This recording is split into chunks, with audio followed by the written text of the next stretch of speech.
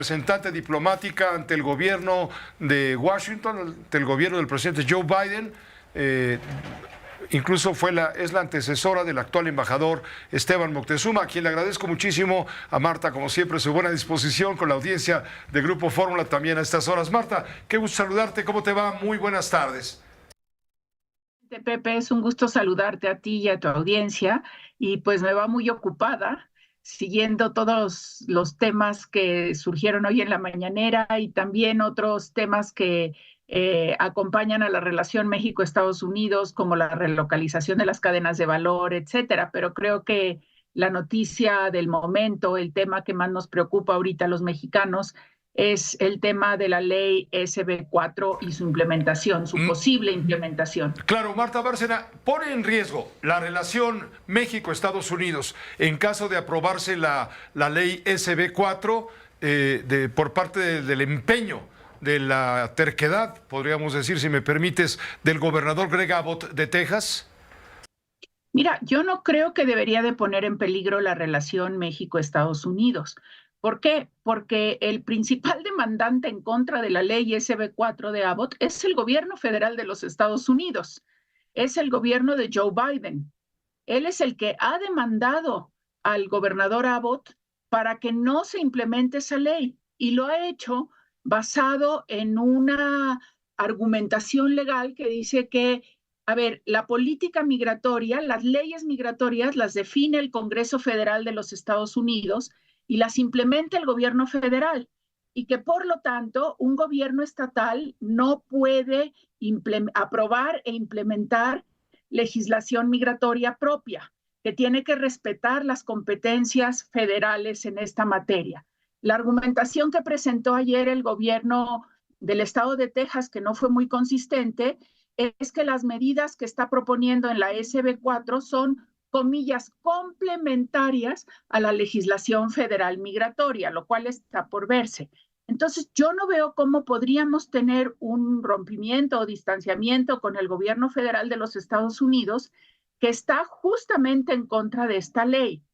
Dicho esto, no quiere decir que no se puedan tensar mucho las relaciones con el gobierno de Texas, en donde reside la mayor parte de la comunidad mexicoamericana y mexicana, y que sobre todo la comunidad mexicoamericana y mexicana en ese estado, pues vivan bajo el miedo y bajo una franca política, una ley que es francamente discriminatoria y racista. Entonces hay que seguir con mucha atención el proceso legal, que es muy complicado, puesto que va de una corte de distrito a la Corte de Apelaciones, que es ahorita donde se encuentra, en el quinto circuito de la Corte de Apelaciones, que es el circuito más conservador, y que seguramente cualquier decisión que tome esa Corte de Apelaciones, ya sea a favor de la implementación de esta legislación racista y discriminatoria o en contra de su implementación, porque, repito, es competencia federal,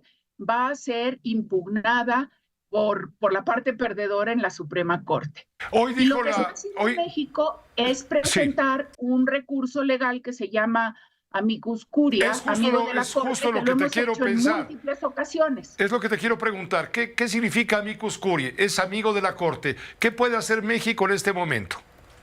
Simplemente lo que ya está haciendo, que es presentar un escrito en el que, a través de un abogado que tiene que estar registrado tanto en la Corte de Apelaciones como registrado ante la Suprema Corte, ese despacho de abogados o un abogado en lo personal, y entonces se presenta este escrito en donde se dan a conocer los puntos de vista del gobierno mexicano sobre por qué esa ley es racista, discriminatoria y no puede ser aceptada por el gobierno mexicano.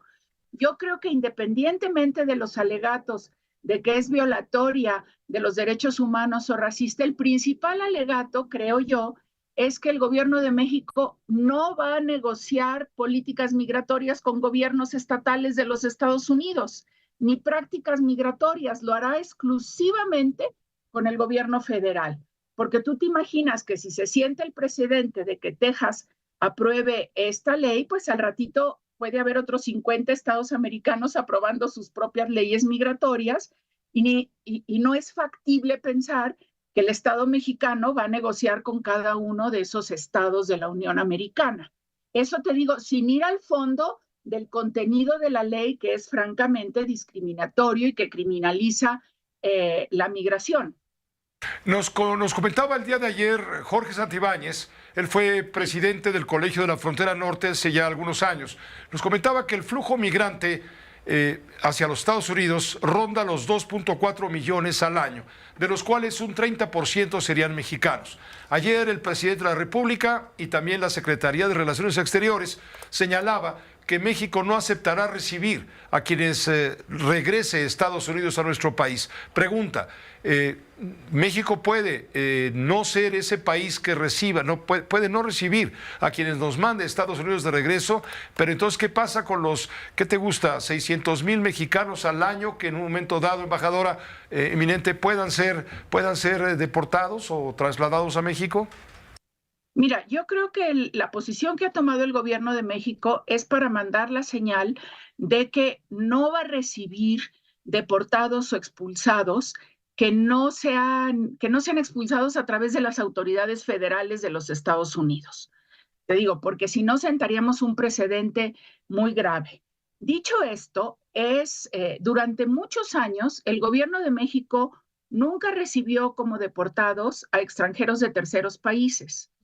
Simplemente hasta los consulados, cuando iban a ser deportados, tenían como labor asegurar que esos deportados o expulsados tenían la nacionalidad mexicana. Esto cambió justamente a raíz de que Marcelo Ebrard aceptó quédate en México y que empezamos a recibir otras nacionalidades. Ahora, yo no veo legalmente cómo el gobierno de México pudiese negarse a recibir a mexicanos. O sea, ¿cómo les va a negar la entrada a su propia patria? Por una u otra razón. ¿Sí? Lo que sí puede y debe hacer, y seguramente lo vamos a hacer, es que todas las secciones de protección de los 11 consulados en Texas van a estar muy pendientes de este tipo de acciones para llevar a cabo la protección consular que implica la asesoría legal para evitar ser deportados o procesados legalmente. Entonces, es un asunto que tiene muchas aristas de corte jurídico, de corte político, pero sobre todo que no podemos permitir que se sienten precedentes en los que el gobierno de México no tuvo nada que decir y que no va a aceptar negociar con un estado de los Estados Unidos. El gobierno mexicano federal negocia con el gobierno federal de los Estados Unidos. Punto. Pues muchas gracias, embajadora Marta, te agradezco muchísimo la ayuda que nos brindas con el contexto apropiado para entender la dimensión del problema. Esperemos que esto no transite en perjuicio claro desde el punto de vista derecho humanista de quienes aspiran a cruzar a los Estados Unidos y esperan ser atendidos por las autoridades migratorias de aquel país. Si hubiera algo más... Eso esperamos, sí. Pepe, y yo soy optimista porque hay antecedentes legales al respecto. Tú te recordarás que hace muchos años, en 2012, Arizona aprobó una ley similar, la SB 1070, y fue rechazada durante todo el proceso legal, parte por estas cuestiones de las competencias en materia migratoria que corresponden al gobierno federal, y también parte porque llevaba a la misma violación de derechos humanos y al perfilamiento racial que México siempre va a rechazar porque pone en particular vulnerabilidad y peligro a la comunidad mexicana, mexicanoamericana e hispana en general. Ahora, en este momento tampoco nos podemos sustraer, embajadora, al tema electoral en los Estados Unidos. Por supuesto que no, esto es una medida totalmente electorera de Texas. Correcto, enmarcada justamente lo que viene en el proceso electoral. ¿A quién le convendría más México tener en la Casa Blanca? Pues mira, yo soy de la opinión de que nos tenemos que entender con quien gane las elecciones. Sin duda alguna, creo que una reelección del presidente Biden haría que todo lo que se ha venido trabajando en los últimos 4 años de la presidencia de Biden tuviera una solución de continuidad, todo el diálogo de alto nivel de seguridad, el diálogo económico de alto nivel, estos temas. Si hubiese un regreso del presidente Trump a la Casa Blanca, pues estoy segura o casi segura que su administración no quisiera trabajar con base en lo que se ha hecho con la administración Biden, entonces casi tendríamos que volver a cero, con lo cual pues se vuelve más complicado, pero siempre tendremos que encontrar caminos de entendimiento, que no quiere decir sumisión, porque a veces al entendimiento se llega después de fuertes choques. Gracias, embajadora, gracias. No te quitamos más el tiempo, que estés muy bien. No, a las órdenes siempre, Pepe, y para que pues la opinión pública mexicana esté bien informada con base en los hechos reales y legales que están sucediendo. Nos queda muy claro. Hasta pronto. Gracias, embajadora. Hasta pronto. Gracias. La embajadora Marta Bárcena, embajadora eminente. Ella fue la antecesora del actual embajador de México en Washington. Ella fue nombrada por el presidente de la República en su momento. Fue sustituida por Esteban Moctezuma, el actual embajador en los Estados Unidos.